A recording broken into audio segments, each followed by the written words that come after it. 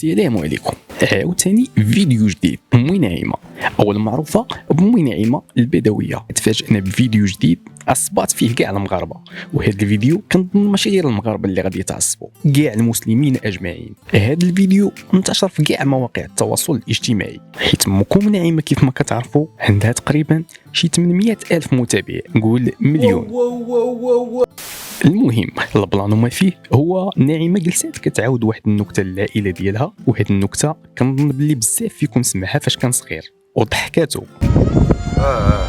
النكته ديال واحد الفقهاء كانوا معروضين لشي صدقه، فاش حطوا لهم العشاء تقطع الضوء، ومن بعد ملي رجع الضوء لقاو باللي الدجاجه المحمراء تسرقات. كملوا القراءه ديالهم وفي نفس الوقت كيدوزوا لبعضياتهم رسائل عن طريقه القراءه باش فاش يخرجوا يقسموا الدجاجه.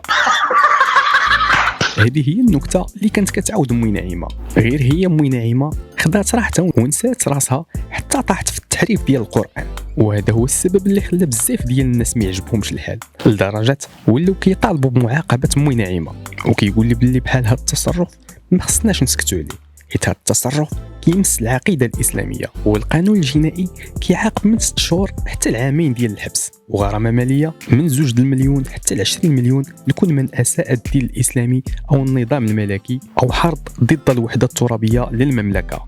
وصراحه انا تنشوف باللي المشكل ماشي في نعيمه، المشكل في الناس اللي متبعينها وكيدعموها، حتى كتحمس بزاف وكدير افعال بحال هذه اللي كتكون خارجه على القانون. يا صاحبي عقلي بغى يفهمها ولكن ما قدرش. كيف ما كتعرفوا امي نعيمه امرأة أمية وما عندها حتى شي محتوى اللي ممكن تستافدوا منه. إذا الحل نبقاو نتجاهلوا بحال هذا النوع ديال اليوتيوبرز، وهكا ما غاديش يبقاو يبانوا بزاف في مواقع التواصل، وما غادي نبقاو نعرفوا عليهم والو. وانت اخي المشاهد ما تنساش تخلي لينا الرأي ديالك في التعليق، وشنو كتقول في هذا الشيء ديال امي نعيمة.